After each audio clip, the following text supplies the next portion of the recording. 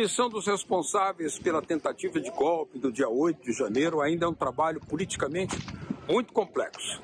O Supremo Tribunal Federal faz uma apuração eficiente e rigorosa que já colocou no banco dos réus 250 dos mais de 900 presos por vandalizarem os três poderes da República.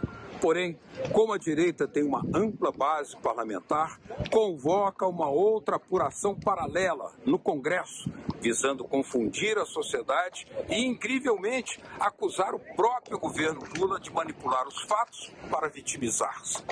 A essa manipulação soma-se uma sabotagem permanente do Banco Central, elevando artificialmente as taxas de juros para impedir ao governo Lula a retomada da economia e a reindustrialização. Lula faz uma batalha política contra o Banco Central. Porém, por ahora, essa batalha ainda se faz sem a convocação direta das massas, o que poderia ser decisivo. Latitude Brasil está começando. Alô, amigos e amigas do programa Latitude Brasil por Telesur. Uma grande satisfação, uma honra esse nosso novo encontro para tratar de temas centrais do gigante do Sul, assim chamado Brasil, que passa por uma transição muito importante. Sai de um governo fascista de Bolsonaro e, pela força do povo, assume novamente pela terceira vez o presidente Lula, já com quase 4 meses de governo, vai tomando pé uma série de medidas que são muito importantes para consolidar a democracia, para iniciar, essa é a tarefa fundamental, a proposta fundamental do presidente Luiz Inácio Lula da Silva, de alcançar a justiça social. E para nos falar sobre os desafios que o governo Lula está enfrentando, entre eles obstáculos que estão sendo criados pela base direitista que há no Congresso Nacional, instalando CPIs, criando uma série de armadilhas, o nosso convidado de hoje é um especialista em temas jurídicos e políticos, porque foi reitor da Universidade de Brasília, aquela criada por Darcy Ribeiro, nascida para ser uma ferramenta de emancipação do povo brasileiro, e ele também é um dos grandes protagonistas desse movimento chamado O Direito Achado da Rua, o professor José Geraldo de Souza Júnior, a quem dou boa noite e agradecendo muitíssimo por estar aqui conosco, professor. Muito obrigado.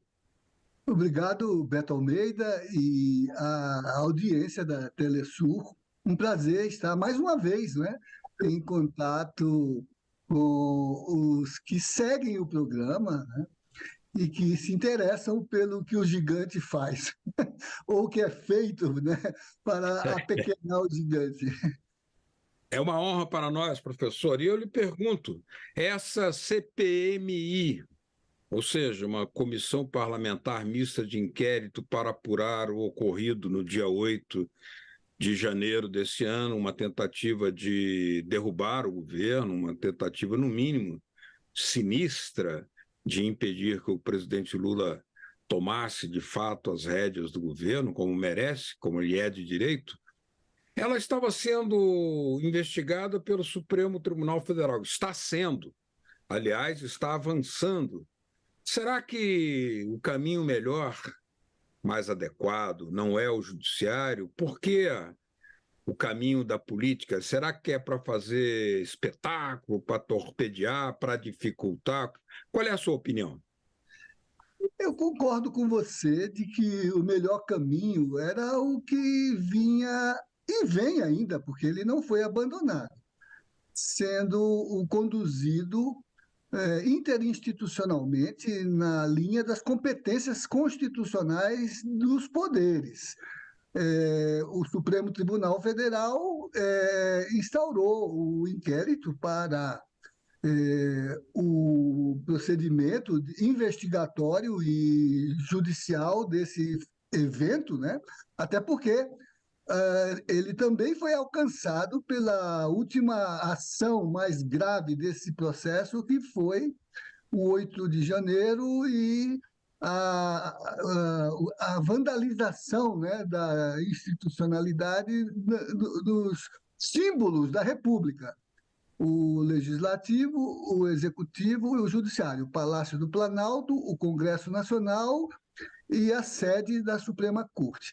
Então, ali me parecia e me parece um lugar adequado, porque o devido processo legal é assegurado, são convocados os organismos qualificados do sistema judicial e jurídico para conduzir o processo, o Ministério Público, a Polícia de Investigação, a Polícia Federal, né?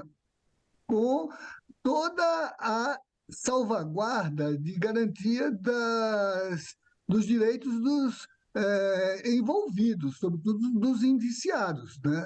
Não se pode alegar perseguição política, de forma alguma. Não. Até porque se assegura a assistência jurídica ou própria ou ofertada pelo Estado, a Defensoria Pública, né?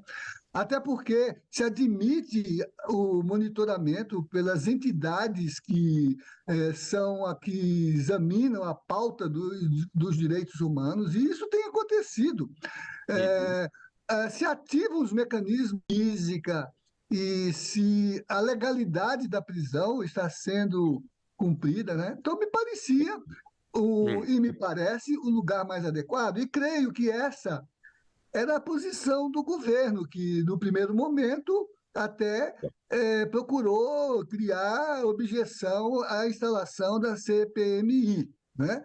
Depois, quando viu que, sim, havia uma ação da oposição, não só no parlamento, mas conjugada com seus meios de comunicação, com suas bases de articulação, que queriam, primeiro, transformar a CPMI numa arena para tentar subjugar, né, a governança, né, transferindo o que é de sentimento comum. E claro. o ato foi pela mesma articulação que, desde 2016, vem golpeando a democracia, né, para dizer que a responsabilidade é do governo. Uma coisa paradoxal: o governo quer dar um golpe, agita a cena política para se desconstituir, para continuar sendo o governo que se instala a partir do seu. Isso nem em Macondo aconteceria no melhor delírio de Garcia Marques, né?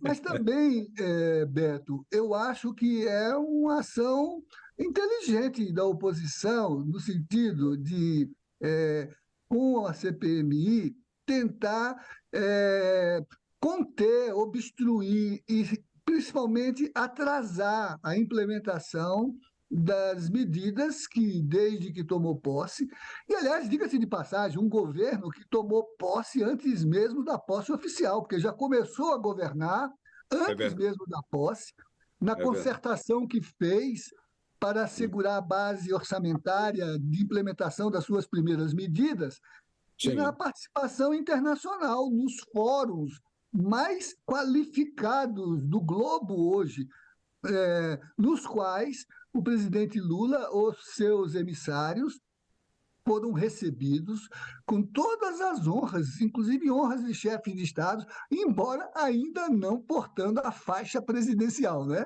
Agora, eu acho que você tem razão. Mas, professor, no meio dessa apuração, que é muito inflamável, pelo que nós estamos vendo, surge a denúncia e a apuração feita pela Polícia Federal de uma falsificação do cartão de vacina do próprio ex-presidente da República, Jair Bolsonaro, e a prisão do seu ajudante de ordens, cujo telefone celular é um HD vivo, que fala, que explica, que denuncia, que traz uma série de informações. Isso foi uma surpresa para os conservadores. Um arquivo vivo, e ele que se cuide para que o arquivo não seja também um arquivo morto, né? Impressionante, porque parecia aquela ação dos anos 30 nos Estados Unidos, quando o mais é, violento criminoso, o Al Capone, né, que era definido como um matador, Claro. foi preso por uma declaração de imposto de renda, né? Um Não, cartão de vacina permite revelar fatos, até mesmo informações sobre o assassinato da vereadora Marielle Franco, por uns dos presos, né, na e apuração. também, Beto, da conspiração para o golpe, Claro. porque É o principal. entre as revelações estão algumas que mostram os atos preparatórios que eclodiram no 8 de janeiro, mas que foram tentados antes, em várias oportunidades, no 7 de setembro passado, Uhum, naquela convocação dos embaixadores, né? Vê uhum. se um país experiente como a Venezuela manda o seu embaixador para um espetáculo daquele, né? É, De modo então, algum. revelou tudo isso também, e se dirá, é, isso será, vamos dizer, reduzido na sua intensidade. Será? Haveria ontem, ou antes de ontem, uma reunião da cúpula da extrema-direita no mundo, com a presença do Bolsonaro, do Trump, e ela foi cancelada. Quer É, dizer, a própria direita acusa o golpe produzido por um canastrão da sua esquadra, né, que é deixou verdade. tantas pistas que confunde a governança que foi agora derrogada com uma quadrilha instalada no sistema de governo para se apropriar da poupança popular, do orçamento público e se locupletar desde imóveis, aparelhos domésticos, eh, equipamentos da despensa do palácio, vinhos e Impressionante, né? crustáceos, né? Assustador. Até chegar às transferências diretas ou indiretas da apropriação sob forma de propina, né, que estão sendo reveladas em escala global. Não é isso? As joias, por exemplo, mostram É, isso. Né? é verdade. Vamos E esse. aproveitar esse ponto de vista seu para aprofundar exatamente essa linha de desnacionalização do patrimônio, usando expedientes golpistas, ilegais, ilícitos, intimidação da soberania brasileira, da cidadania brasileira. Mas vamos fazer antes uma pequena pausa aqui no Latitude Brasil, que está conversando com o professor José Geraldo Souza Júnior, ex-reitor da Universidade de Brasília, um dos cabeças do movimento chamado O Direito Achado nas Ruas. Também precisamos falar sobre isso. Já já voltamos.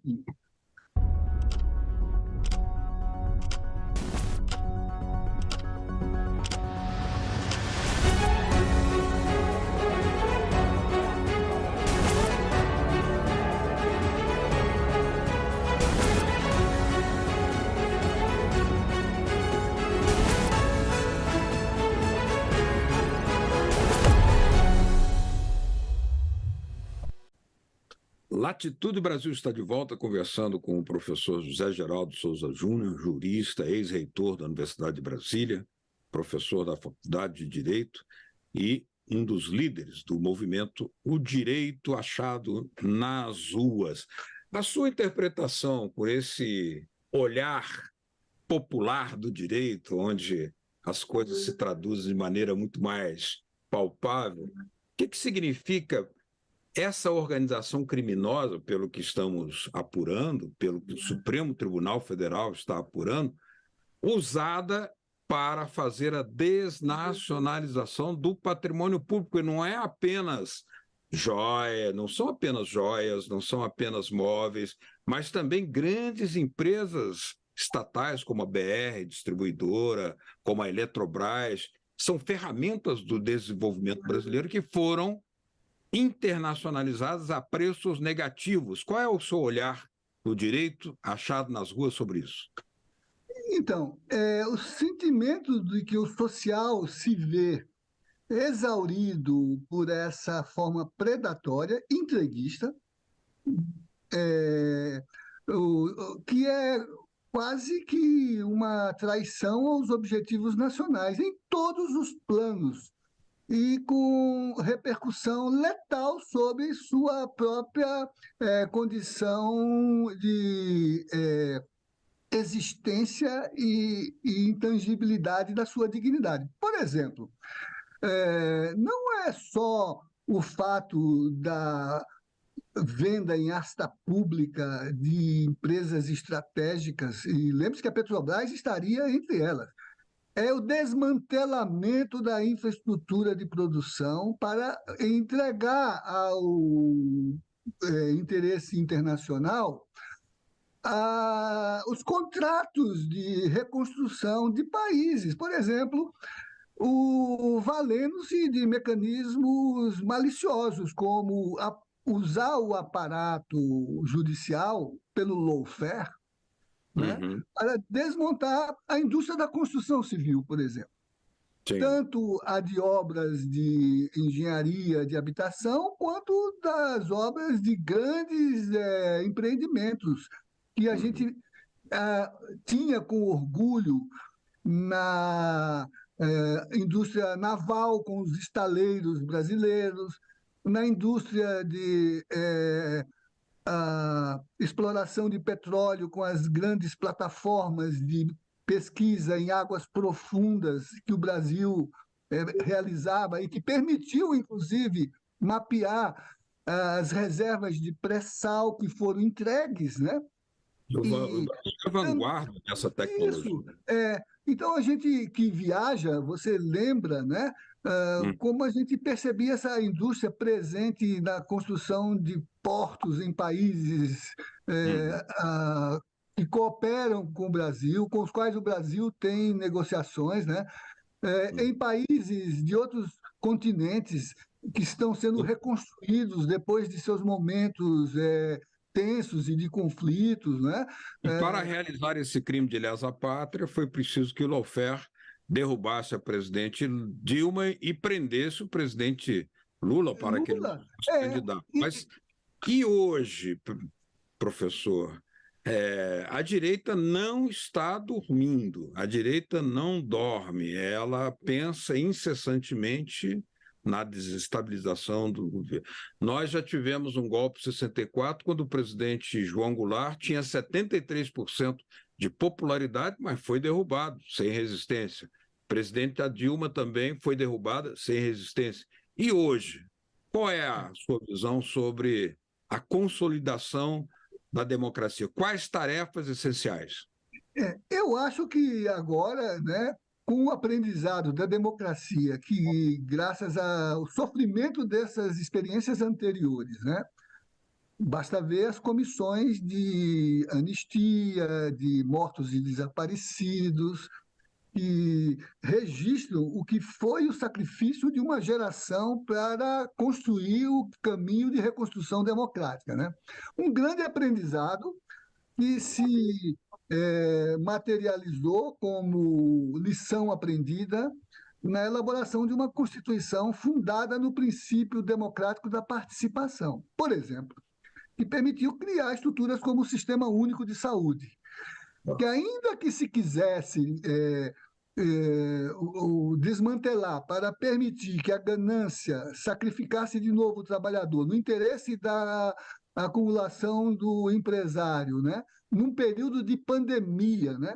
A mercadoria valendo mais do que a vida, esse sistema salvaguardou o país, mobilizou a capacidade de participação que foi criada com os movimentos sanitaristas, mas também com as estratégias de conselhos de participação, como do Sistema Único de Saúde, e gerou, né, uma gestão administrativa responsável e que se confrontou com a necropolítica desse governo entreguista e letal, genocida, né? Genocida. Se não Pense, fosse por exemplo, o SUS, teríamos perdido muito mais vidas, né? Se não fosse o SUS. Mas a Fiocruz se rebelou, o Butantan se rebelou. e contra todos os obstáculos, com o apoio da sociedade, manteve a produção das vacinas e criou com toda a sabotagem que a gente viu, por exemplo, muito forte no Ministério da Saúde, entregue a essa aliança clandestina de um militarismo que trai os ideais de fundação do Exército Brasileiro, o Exército de Rondon, o Exército de Pandiá Calógera, o Exército de Euclides da Cunha, o Exército de Miguel Costa, o Exército Marechal Lott. de Marechal Lott, de Luiz Carlos Prestes, né? De Apolônio de Carvalho, né? Por meio de uma subalternidade, de uma oficialidade despreparada, faz uma logística perversa que levou ao colapso do sistema de saúde, sobretudo no norte do país e nas populações vulnerabilizadas dos indígenas brasileiros. Mas tem um ponto aí, professor, que é o seguinte: nos últimos dias o presidente Lula, o governo dele, recebeu algumas derrotas no plano parlamentar, indicando que a direita tem capacidade de travar matérias essenciais, uma espécie de chantagem parlamentar muito espúria, mas funciona. O senhor não acha que, para assegurar a continuidade das propostas de justiça social do presidente Lula, ele também deveria dar mais ênfase à convocação da sociedade civil organizada para defender essa pauta de justiça social? Eu creio que sim, e alguns fatos mostram essa preocupação. Por exemplo, essa semana se instalou o Conselhão, que é o diálogo dele com as estruturas mobilizadas da sociedade civil, né?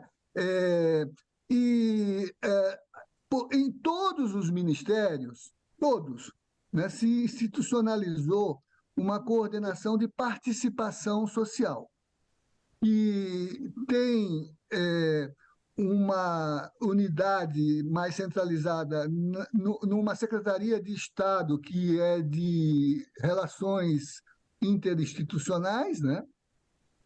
E que deverá criar agendas de interlocução com a sociedade civil, desde, Beto, que as estruturas políticas e protagonistas da sociedade civil não têm uma tentação de querer também governar na máquina, né? Porque se todos os sindicalistas, se todos os dirigentes sociais vierem para o governo, né?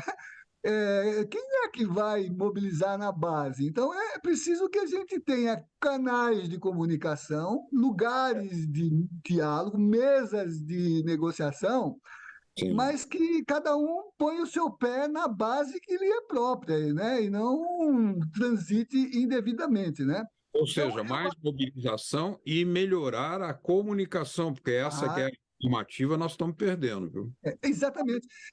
Esse é o ponto que é algo que a direita construiu no globo, né?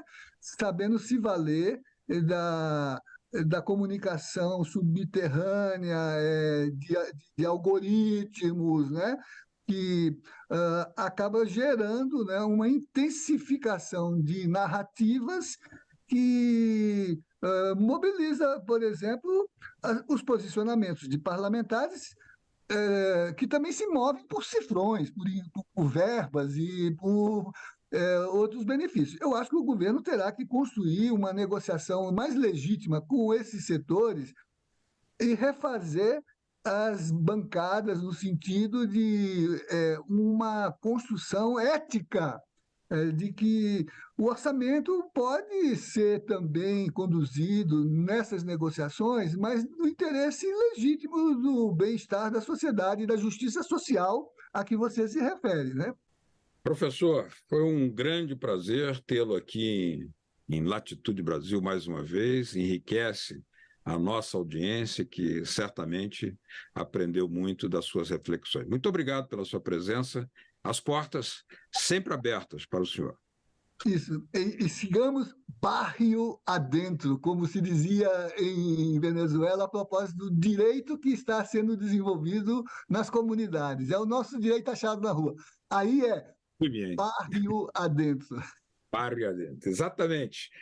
Professor José Geraldo Souza Júnior, ex-reitor da Universidade de Brasília, muito obrigado. E obrigado a vocês que nos acompanharam aqui. Semana que vem estamos de volta com Latitude Brasil. Tchau, muito obrigado, aquele abraço.